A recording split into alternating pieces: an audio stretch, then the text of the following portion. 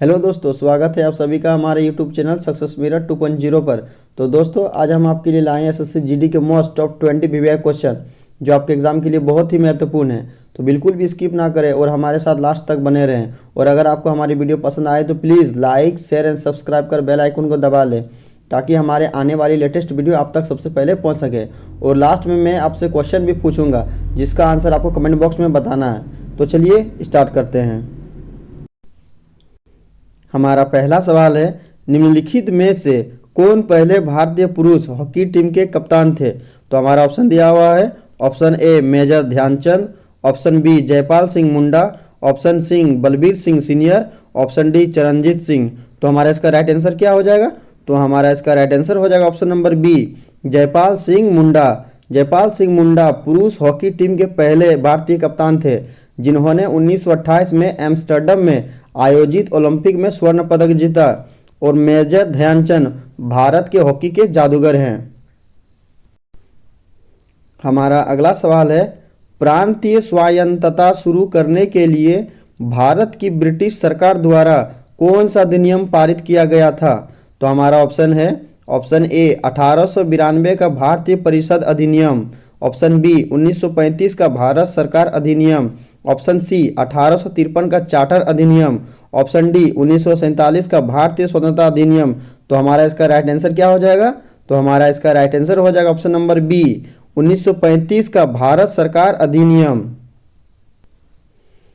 हमारा अगला सवाल है, उदयगिरी और खंडगिरी की प्रसिद्ध गुफाएं किस राज्य में स्थित है?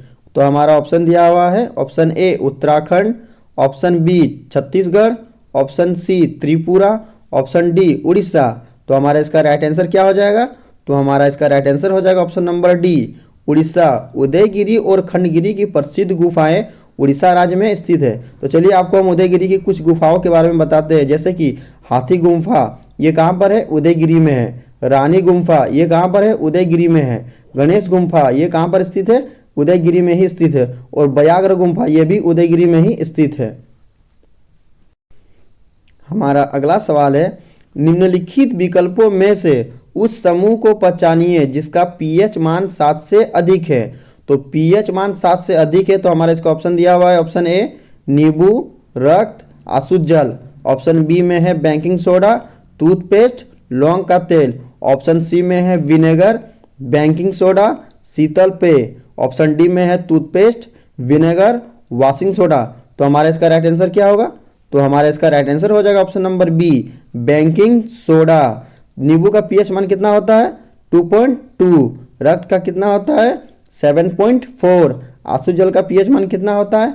7 होता है। अच्छा, पीएच स्केल किसे कहते हैं? तो पीएच स्केल वह स्केल है जिसका उपयोग किसी पदार्थ की अम्लता या क्षारीयता को ज्ञात किया जाता है। पीएच स्केल की खोज अब किसने की? तो पीएच स्केल की खोज सोरेनसन ने की थी। पीएच स्केल की सीमा कितनी होती है? तो पीएच स्केल की सीमा 0 से 14 तक होती है, जिसमें 0 से 6 तक अम्ल होता है, 7 हमारा आश्रित जल हो जाता है जिसको हम लोग उदासीन कहते हैं, और 7 के बाद जैसे कि 8 से लेकर के 14 तक क्षारीय प्रकृति की होती है। हमारा अगला सवाल है, निम्नलिखित में से किस मंत्रालय ने साड़ी वॉकथॉन के लिए ई पंजीकरण पोर्टल लॉन्च किया? तो हमारा ऑप्शन ए है कपड़ा मंत्रालय, ऑप्शन बी वाणिज्य एवं उद्योग मंत्रालय, ऑप्शन सी सहकारिता मंत्रालय, ऑप्शन डी जनजातीय कार्य मंत्रालय। तो हमारा इसका राइट आंसर क्या होगा? तो हमारा इसका राइट आंसर हो जाएगा ऑप्शन नंबर ए, कपड़ा मंत्रालय। कपड़ा मंत्रालय ने ही साड़ी वॉकथॉन के लिए ई पंजीकरण पोर्टल लॉन्च किया।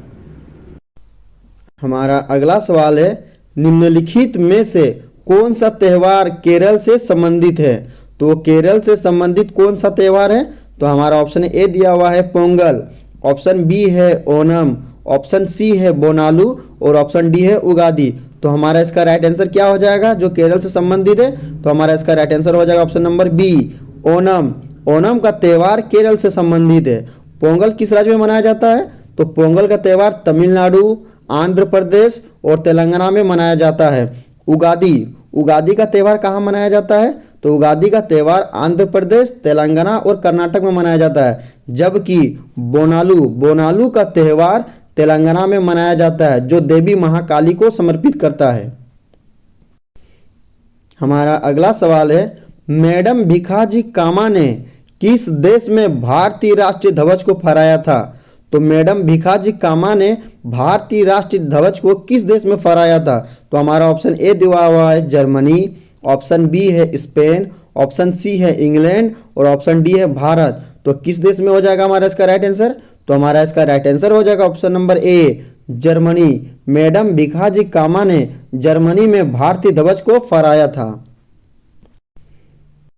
हमारा अगला सवाल है, किस राज्य में ग्रीष्म ऋतु में होने वाली वर्षा को मैंगो शावर के नाम से जाना जाता है? तो मैंगो शावर के नाम से किस राज्य में जाना जाता है? तो हमारा यहाँ ऑप्शन दिया हुआ है, option A Rajasthan, option B Kerala, option C Assam, option D Paschim Bangal. तो हमारा इसका राइट आंसर क्या होगा? तो हमारा इसका राइट आंसर हो जाएगा option number B Kerala. Kerala में ग्रीष्म ऋतु में होने वाली वर्षा को मैंगो शावर के नाम से जाना जाता है, जिसमें आम की पैदावार के लिए बहुत ही महत्वपूर्ण होती है। हमारा अगला सवाल है, वधवाना आर्द्रभूमि किस राज्य में स्थित है? तो वधवाना आर्द्रभूमि किस राज्य में स्थित है? तो हमारा ऑप्शन दिया हुआ है, option A Gujarat, option B Uttar Pradesh, option C Madhya Pradesh, option D Bihar. तो हमारा इसका राइट आंसर क्या होगा? तो हमारा इसका राइट आंसर हो जाएगा option number A Gujarat. Wadhwana आर्द्रभूमि गुजरात राज्य में स्थित है। गुजरात के मुख्यमंत्री कौन है? तो गुजरात के मुख्यमंत्री भूपेंद्र भाई पटेल है। और राज्यपाल कौन है? तो राज्यपाल आचार्य देवव्रत है। और विधानमंडल की कितनी सीटें हैं वहां पर? तो विधानमंडल की 182 सीटें हैं, राज्यसभा की 11 सीटें हैं और लोकसभा की 26 सीटें हैं। हमारा अगला सवाल है, अंतर्राष्ट्रीय एमी पुरस्कार का कौन सा संस्करण 2023 में आयोजित हुआ? तो अंतर्राष्ट्रीय एमी पुरस्कार का कौन सा संस्करण 2023 में आयोजित हुआ? तो हमारा यहाँ ऑप्शन दिया हुआ है, ऑप्शन ए 51वां, ऑप्शन बी 50वां, ऑप्शन सी 52वां और ऑप्शन डी 54वां। तो हमारा इसका राइट आंसर क्या होगा? तो हमारा इसका राइट आंसर हो जाएगा ऑप्शन नंबर ए 51वां संस्करण। अंतर्राष्ट्रीय एमी पुरस्कार का 51वां संस्करण 2023 में आयोजित हुआ न्यूयॉर्क शहर में। हमारा अगला सवाल है, निम्नलिखित में से किस जनगणना के वर्षों को भारत के जनसंख्या के इतिहास में ग्रेट डिवाइड के रूप में जाना जाता है? ग्रेट डिवाइड का मतलब क्या होता है? महाविभाजक वर्ष। तो हमारा यहाँ पर ऑप्शन दिया हुआ है, option A 1901, option B 1921, option C 1931, option D 1941। तो ग्रेट डिवाइड के रूप में कौन सा ईयर को जाना जाता है? तो हमारा इसका राइट आंसर हो जाएगा ऑप्शन नंबर बी 1921। 1921 महाविभाजक वर्ष के रूप में जाना जाता है, जबकि लघु विभाजक वर्ष के रूप में 1951 को जाना जाता है। हमारा अगला सवाल है, तुलबुल परियोजना किस नदी पर है? तो तुलबुल परियोजना किस नदी पर है? तो हमारा यहाँ ऑप्शन दिया हुआ है, ऑप्शन ए सतलज नदी, ऑप्शन बी झेलम नदी, ऑप्शन सी रावी नदी या ऑप्शन डी व्यास नदी। तो हमारा इसका राइट आंसर क्या हो जाएगा? तो हमारा इसका राइट आंसर हो जाएगा ऑप्शन नंबर बी झेलम नदी। तुलबुल परियोजना झेलम नदी पर स्थित है। और भारत की सबसे बड़ी मीठे पानी की झील कौन सी होती है?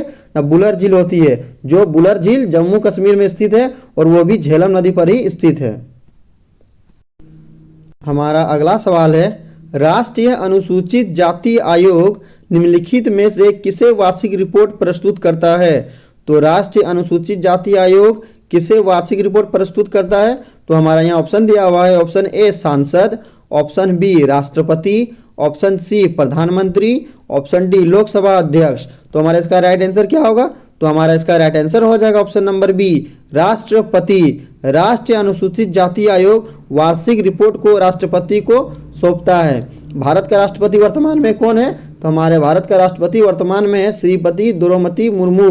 जबकि राष्ट्रपति क्या होते हैं? देश का पहला नागरिक होता है। और हमारे राष्ट्रपति क्या होता है? तीनों सेनाओं का सेनापति होता है, थल सेना, जल सेना और वायु सेना का। हमारा अगला सवाल है, राज्यसभा के कुछ सदस्यों को कला, साहित्य, विज्ञान और सामाजिक सेवाओं में उनके योगदान के लिए भारत के राष्ट्रपति द्वारा मनोनीत किया जाता है। राज्यसभा के कितने सदस्यों को मनोनीत किया जाता है? तो हमारा ऑप्शन दिया हुआ है, option A 12, option B 14, option C 10, option D 15।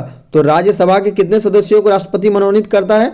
तो हमारा इसका राइट आंसर हो जाएगा ऑप्शन नंबर ए, 12 सदस्यों को। राज्यसभा में 12 सदस्यों को राष्ट्रपति मनोनीत करते हैं। उन्हें कला, साहित्य, विज्ञान और सामाजिक सेवाओं में उनके योगदान के लिए भारत के राष्ट्रपति द्वारा नामांकित किया जाता है। साथ ही मनोनीत सदस्य 6 वर्ष के लिए नामांकित होते हैं।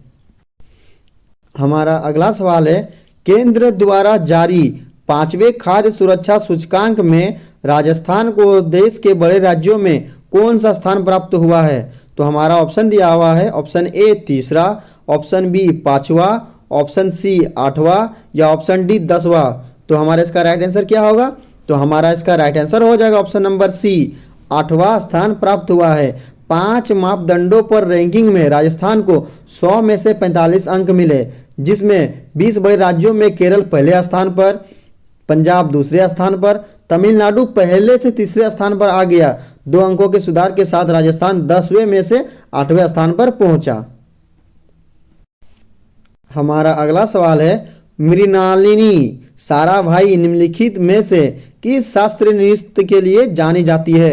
तो मृणाली साराभाई किस शास्त्रीय नृत्य के लिए जानी जाती है? तो हमारा ऑप्शन दिया हुआ है, ऑप्शन ए भरतनाट्यम और कथक, ऑप्शन बी कथक और कथकली, ऑप्शन सी भरतनाट्यम और कथकली या ऑप्शन डी कथक और ओडिसी। तो हमारा इसका राइट आंसर क्या होगा? तो हमारा इसका राइट आंसर हो जाएगा ऑप्शन नंबर सी, भरतनाट्यम और कथकली। मृणाली साराभाई भरतनाट्यम और कथकली से संबंधित है। भारत सरकार ने मृणाली साराभाई को 1965 में पद्म श्री पुरस्कार से नवाजा, जबकि 1992 में पद्म भूषण राष्ट्रीय नागरिक पुरस्कार से सम्मानित किया। हमारा अगला सवाल है, 1998 में किस भारतीय अर्थशास्त्री को आर्थिक विज्ञान में नोबेल स्मारक पुरस्कार से सम्मानित किया गया था? तो ऑप्शन ए है अमर्त्य सेन, ऑप्शन बी अमी कुमार बागची, ऑप्शन सी अभिजीत बनर्जी या ऑप्शन डी अमित मित्रा। तो हमारा इसका राइट आंसर क्या होगा? तो हमारा इसका राइट आंसर हो जाएगा ऑप्शन नंबर ए, अमर्त्य सेन। अमर्त्य सेन एक भारतीय अर्थशास्त्री और दार्शनिक है। उन्होंने कल्याणकारी अर्थशास्त्र और सामाजिक पसंद सिद्धांत में उनके योगदान और समाज के सबसे गरीब सदस्यों की समस्याओं में उनकी रुचि के लिए उन्हें वर्ष 1998 में आर्थिक विज्ञान में नोबेल मेमोरियल पुरस्कार से सम्मानित किया गया था। हमारा अगला सवाल है, टेस्ट मैच में न्यूनतम ओवर रेट क्या है? तो टेस्ट मैच में न्यूनतम ओवर रेट क्या है? तो हमारा ऑप्शन दिया हुआ है, ऑप्शन ए 10 ओवर पर घंटा, ऑप्शन बी 13 ओवर प्रति घंटा, ऑप्शन सी 12 ओवर प्रति घंटा, ऑप्शन डी 15 ओवर प्रति घंटा। तो हमारा इसका राइट आंसर क्या होगा? तो हमारा इसका राइट आंसर हो जाएगा ऑप्शन नंबर डी, 15 ओवर प्रति घंटा। 1 घंटे में आपको 15 ओवर डालनी होती है। टेस्ट क्रिकेट में गेंदबाजी करने वाली टीमों को प्रत्येक घंटे में कम से कम 15 ओवर फेंकने होते हैं। अच्छा, क्रिकेट की बात आई है तो टेस्ट मैच में कौन सी गेंद खेली जाती है? तो टेस्ट मैच में लाल गेंद का प्रयोग किया जाता है। अच्छा, भारत में बीसीसीआई की स्थापना कब हुई थी?